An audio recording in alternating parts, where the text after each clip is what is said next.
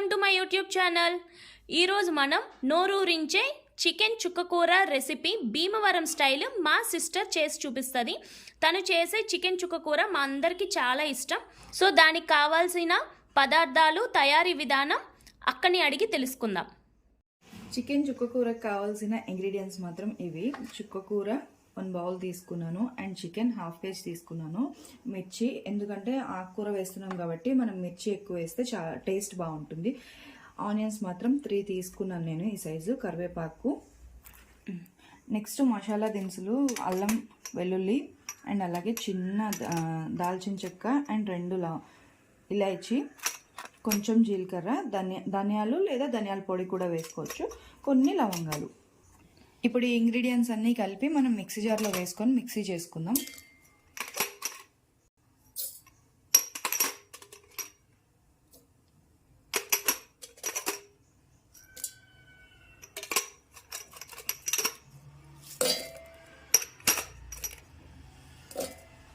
And అలాగే ఇవన్నిటితో పాటు ఈ కట్ చేసి పెట్టుకున్న ఆనియన్స్ని కూడా వేసి మనం మిక్సీ జార్లో మెత్తగా పేస్ట్ చేసుకుందాం. ఇలా మిక్సీ చేసుకున్న తర్వాత మధ్యలో కొన్ని వాటర్ యాడ్ చేసుకొని మిక్సీ చేసుకుంటే మెత్తగా గ్రైండ్ అవుతుంది. ఇలా మనం మెత్తగా మిక్సీ చేసుకొని పక్కన పెట్టుకోవాలి. ఇప్పుడు గ్యాస్ ఆన్ చేసుకొని దీని మీద మనం దేంట్లో అయితే కర్రీ చేసుకుంటామో ఆ బౌల్ పెట్టుకున్నాం.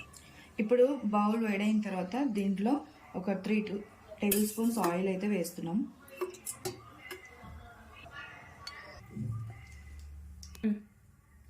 ఆయిల్ హీట్ అయిన తర్వాత మనం కరివేపాకు వేసుకున్నాం, అలాగే పచ్చిమిర్చి కూడా వేసుకున్నాం.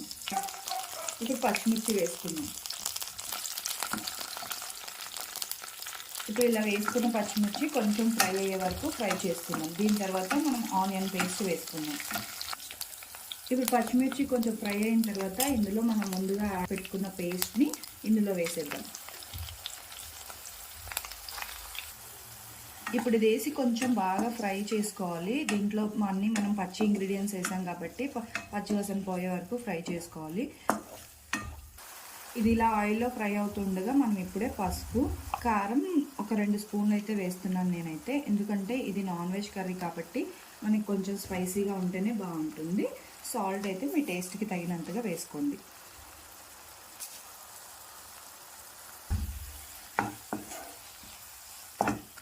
ఇదంతా మనకి ఆయిల్లో ఫ్రై అయితే మనకి టేస్ట్ చాలా బాగుంటుంది.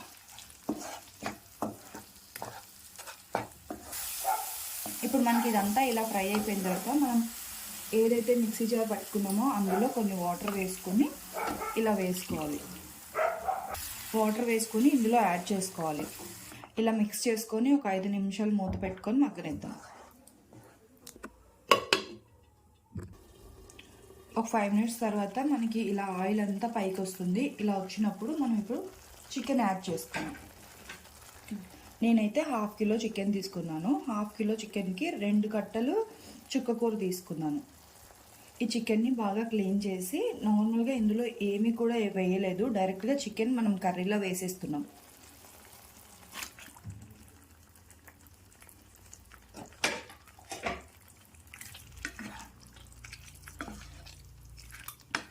ఈ చికెన్ నుంచి వాటర్ వస్తుంది కదా, ఈ వాటర్ అంతా కూడా మళ్ళీ దీంట్లోనే అబ్జర్వ్ అయ్యేంత వరకు మనం ఈ చికెన్ని ఫ్రై చేసుకోవాలి.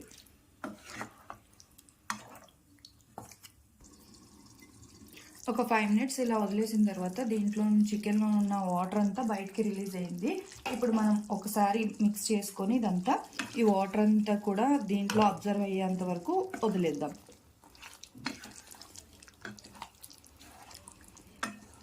చూస్తున్నారు కదా, ఇందులో మనం ఇందాక వేసిన వాటరే తప్ప ఇంకేం లేవు. చికెన్ నుంచి రిలీజ్ అయిన వాటర్ ఇదంతా.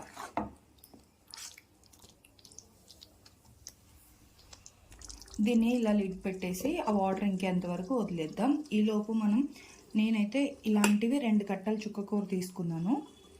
ఇప్పుడు ఆ వాటర్ ఇంకేలోపు మనం దీన్ని క్లీన్ చేసుకొని కట్ చేసుకొని పెట్టుకుందాం.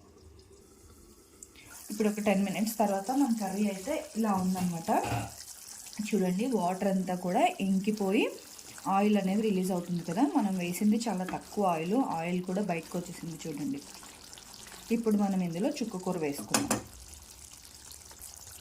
ఇప్పుడు ఈ కర్రీ ఇలా ఉడుకుతుండగా మనం ఇందులో కడిగి పెట్టి శుభ్రం చేసుకున్న చుక్కకూరను వేసేసుకుందాం.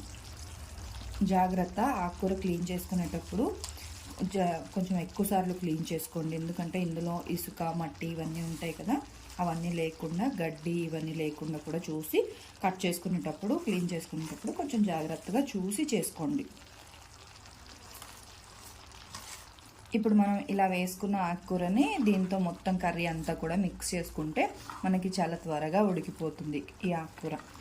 అండ్ చాలామంది అసలు ఆకుకూరని నాన్ వెజ్లో మిక్స్ చేసుకోవడానికి ఇష్టపడరు, అలాగే పిల్లలు అస్సలు తినడానికి ఇష్టపడరు. కాబట్టి దీనివల్ల మనకి చాలా హెల్త్ బెనిఫిట్స్ ఉంటాయి. ఆకుకూరని నార్మల్గా చేసి పెడితే ఎవరు ఇష్టపడరు, అదే నాన్ వెజ్తో చేసి పెడితే కొంచెం ఇష్టంగా తింటారు కదా అని చెప్పి నేను ఈ ఐడియాతో చేస్తున్నాను.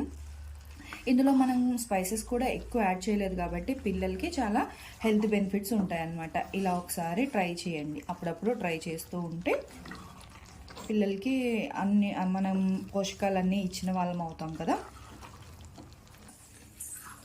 మనకి ఈ ఆకుకూరలో బోల్డ్ అన్ని పోషక విలువలు ఉంటాయి. పిల్లలకి మనం ప్రతిసారి నార్మల్గా ఇచ్చేస్తే, చుక్కకూర ఒక్కటే, ఆకుకూరలు ఒక్కటే ఇచ్చేస్తే మనకి వాళ్ళు తినరు. కాబట్టి ఇలా నాన్ వెజ్లో మిక్స్ చేస్తూ అప్పుడప్పుడు కొంచెం డిఫరెంట్గా ట్రై చేస్తే దీంట్లో ఉన్న పోషక విలువలన్నీ మన పిల్లలకి మనం అందించిన వాళ్ళం అవుతాం.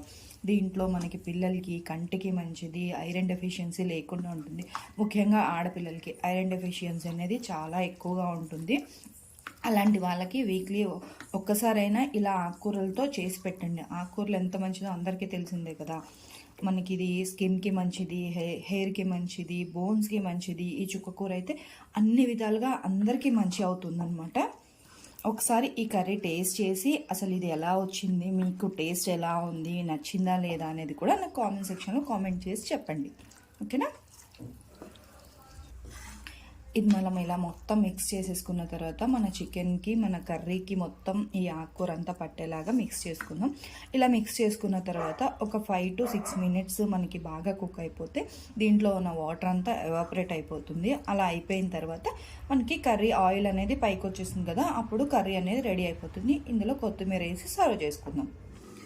ఇలా మనం ఒక 2 minutes చుక్కకూర వేసిన తర్వాత మనం మూత పెట్టి ఫ్రై చేసుకోవాలి. ఇలా ఫ్రై చేసుకున్న తర్వాత ఈ వాటర్ అంతా ఇలా వస్తుందన్నమాట.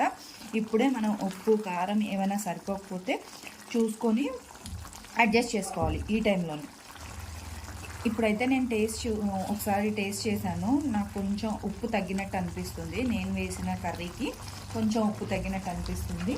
సో నేను కొంచెం సాల్ట్ అనేది వేసుకుంటున్నాను. మీరు కూడా అడ్జస్ట్ చేసుకొని వేసేసుకుంటే ఇక్కడే మనకు అన్నీ పర్ఫెక్ట్గా సెట్ అయిపోతాయి అన్నమాట.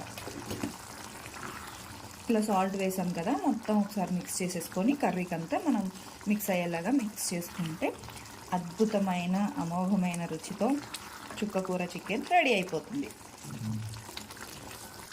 ఇలా మనం మొత్తం మిక్స్ చేసుకున్న తర్వాత ఇంకొక 2 minutes దీన్ని ఫ్రై చేసేసుకుందాం, అయిపోతుంది. ఇప్పుడు ఒక 3 minutes మనం ఇలా కుక్ చేసేసుకున్న తర్వాత కర్రీ రెడీ అయిపోయింది. దీంట్లో ఫైనల్ టచ్గా మనకి కొత్తిమీర వేసేసుకొని స్టవ్ ఆఫ్ చేసుకోవడమే. చూడండి,